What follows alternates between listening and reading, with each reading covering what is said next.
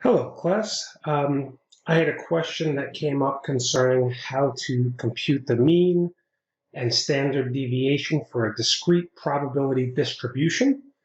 So we're given a problem that looks something like this. We have the number of games played in a series for an annual tournament from 1922 to 2004. So imagine if we're talking about baseball or basketball, where the World Series or the championship is decided by the best of 7 games.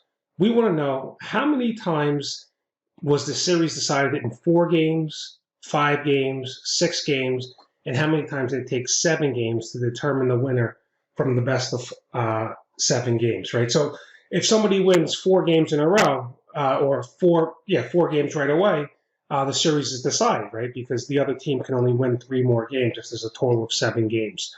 So from 1922 to 2004, well, if we subtract that's 82 games, right? So out of 82 series, how many times did the series go? 4 games, 5 games, 6 games, and 7 games, right? So keep this 82 number in your head. Okay, so let's open up our data, right? The first question we're asked is to find the probability of 4 games, 5 games, 6 games. So if I open this up in StatCrunch, we can kind of calculate this quickly. I could just do it by hand. I could simply do 19 divided by, I think we said 82. And that would give us our answer for the first one, 0.23. 1/7. I believe we had to round to 4 decimal places. And StatCrunch is very picky, so we have to go to 4 decimal places. But I did open this data up into StatCrunch. I could quickly do something where I press the data key, and then I'm going to compute, and we'll call it an expression. So if I now press this build key, see if I can make this a little bit bigger. There we go. I press the build key. If I wanted to do, I guess, the frequency divided by, I think we said there were 82 games, right? So that's essentially going to divide, oh, here we go. That's going to take this column and divide it by 82, right? So 19 divided by 82 was the 0.2317, which is what we did here, right? 19 divided by 82. And if I were to do 12 divided by 82 and press enter, you see we have 0.1463, and we just made that calculation in StatCrunch. So let me populate the rest of these boxes quickly. So I've typed in our answers, and again, make sure you round to 4 decimal places. I did this rather quickly, so hopefully I did not make an error in my rounding. Let's check answer. Ah, fantastic. I love the positive affirmation. So we found the probability of each of these events happening. We're asked to draw a probability histogram.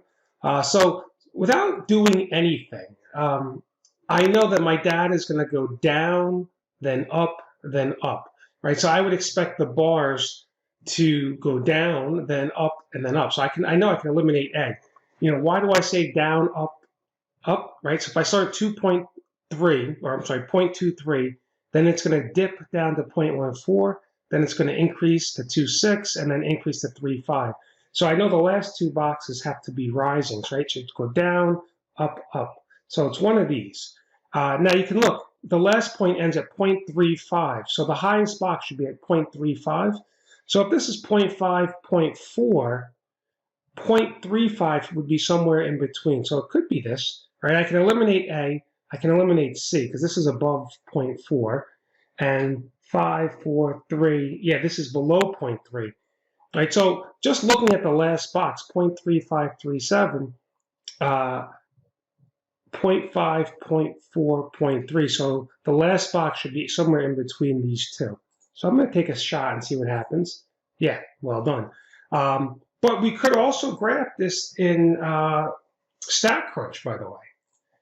All right, so if I want to look at these 2 columns, we'll call it the X games played and the frequency divided by 82, I can press the graph key. I can do a bar plot with summary. So that's my X games, and then this was the frequency divided by 82 to get me these values. And let's press compute.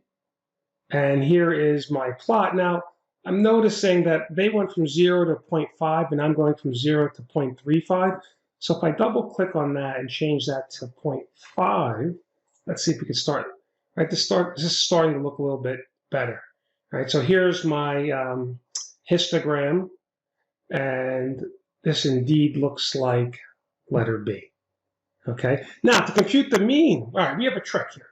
All right, we have a couple of options. One, we can do this by hand by taking the sum of the x times p of x and then adding them. So if I did 4 times 0.23 and 5 times 0.14, and then I were to sum this, I should get a value for the mean. But we could again use StatCrunch to take a shortcut. Okay, so hold on for 1 second.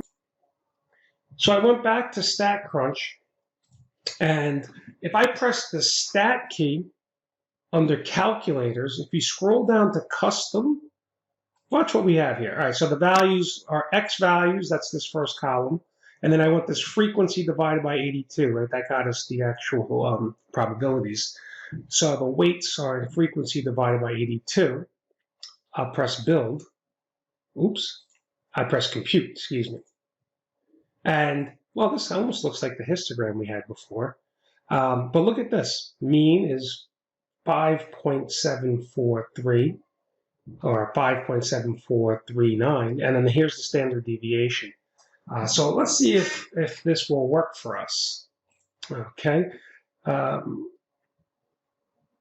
So for the mean, I think we said it was 5.73. I forgot the number already. Let's see. There we go. 5.7439. In fact, I think I could just cut and paste that. There we